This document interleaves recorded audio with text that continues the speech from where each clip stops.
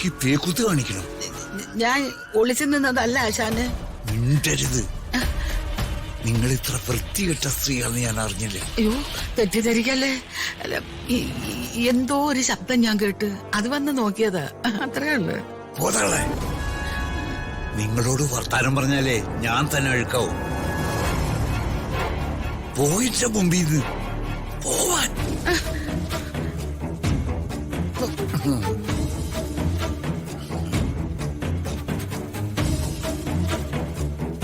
ദൈവമേ, ഈ വൃത്തികെട്ട ജന്തുക്കളെ ചുമക്കേണ്ട ബാധ്യത എനിക്ക് വന്നൂലോ.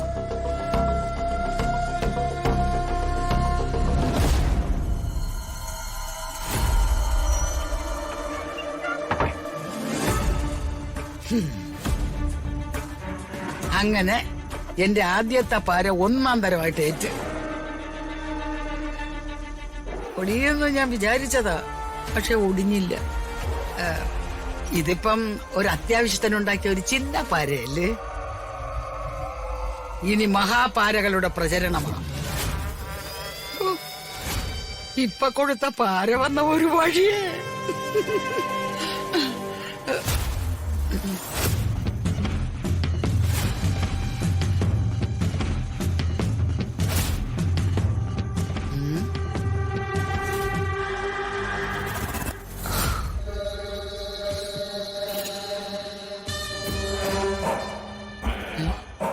ഇവനെന്താ മാനത്തോട്ട് നോക്കി നിൽക്കുന്നേ?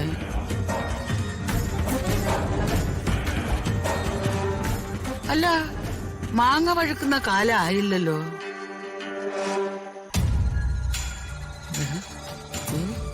ഇനി ചന്ദ്രന് പോകാൻ വല്ല ഉദ്ദേശം ഉണ്ടോ അവന്? ഇന്ന് ഞാൻ എന്റെ ഭാര്യയോട് എന്റെ പ്രണയം തുറന്നു പറയും. അത് ശരി, പ്രണയം തുറന്നു പറയാൻ പോണതേ ഉള്ള. ഞാൻ ശരിയാക്കി തരാം.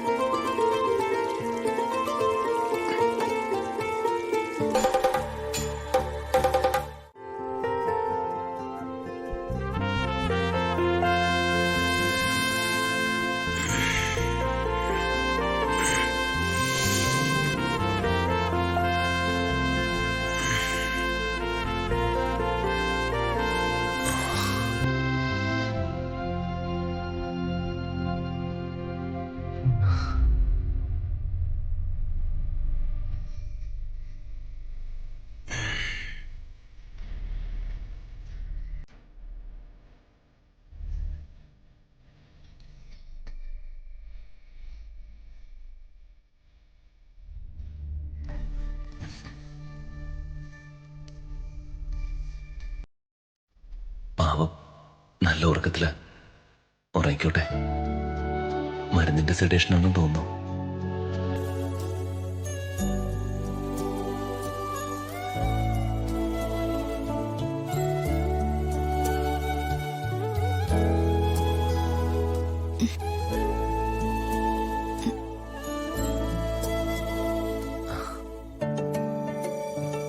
ക്ഷീണമെങ്കിൽ കിടന്നോളൂ.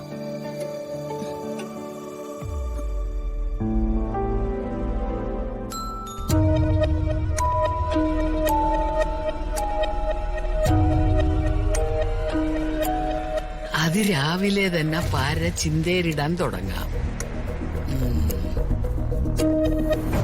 ആ മരുന്ന് കഴിച്ചതുകൊണ്ടായിരിക്കും ഇന്നലെ ഞാൻ ബോധം കിട്ട് ഉറങ്ങിപ്പോയി.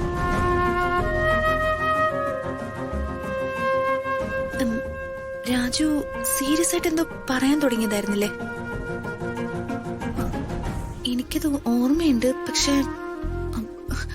മയക്കം കാരണം ഒന്നും കിട്ടുന്നില്ല. പറയാനുള്ളതൊക്കെ ഞാൻ പറഞ്ഞു, പക്ഷെ ആര് കേൾക്കാൻ? ഞാൻ മുഴുവനും പറഞ്ഞ് തിരിഞ്ഞു നോക്കുമ്പോ മാഡം നല്ല ഉറക്കം. അത് സാരമില്ല രാജു, ഇപ്പൊ പറയാലോ. പറഞ്ഞോ, ഞാൻ കേക്കാം. എല്ലാം മുകളിലിരിക്കുന്ന ഒരാള് കാണുന്നുണ്ടെന്ന് പറയുന്നത് പോലെ വാതുക്കൽ നിൽക്കുന്ന ഞാനും ഇത് കേൾക്കുന്നുണ്ട്. ആ ഒന്ന് കേട്ടതാ, ഒന്നുകൂടി കേക്കാം. അതൊക്കെ ഒരു പ്രത്യേക മൂഡില് പറയേണ്ട കാര്യ. ഇന്നലെ ഞാൻ അങ്ങനെ പറഞ്ഞ. കുഴപ്പമില്ല, ഇപ്പൊ പറ രാജു. എന്തിനാടാ പെങ്കോന്നായി ഇങ്ങനെ കിടന്ന് മടിക്കുന്നത്? അങ്ങോട്ട് പറയടാ. അത് ഞാൻ പറയട്ടെ. പറയേ. അത് പറ രാജു.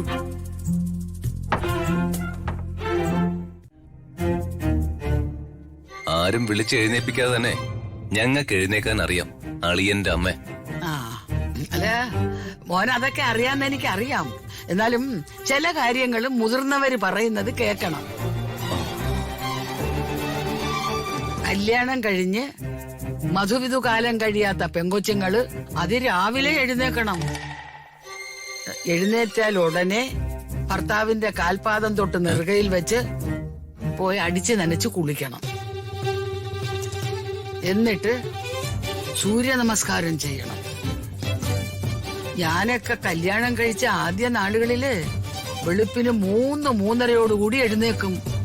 എന്നിട്ട് 1-2 മൈലുകൾ താണ്ടി പുഴയിൽ ചാടി കുളിക്കും. എന്നിട്ട് വീട്ടില് തിരികെ വന്ന് അടുക്കളയിൽ കയറി ചായയും പലഹാരവും ഉണ്ടാക്കണം. ഒരു കാപ്പി ഉണ്ടാക്കിക്കൊണ്ട് ചെന്ന് ഭർത്താവിന്റെ കാലിൽ വീണ്ടും ഒന്നുകൂടെ തൊട്ടു തൊഴുവണം. അല്ല, അതെന്തിനാ ഭർത്താവിന്റെ കാലിൽ എപ്പോഴും തൊട്ടു തൊഴുന്ന? അല്ല, അവസാനം ആവുമ്പോഴേ ഈ കാലേവാരി അലക്കാനുള്ളതല്ലേ. അതാ ആദ്യകാലങ്ങളിൽ നിരന്തരം തൊട്ടു തൊഴുന്നത്.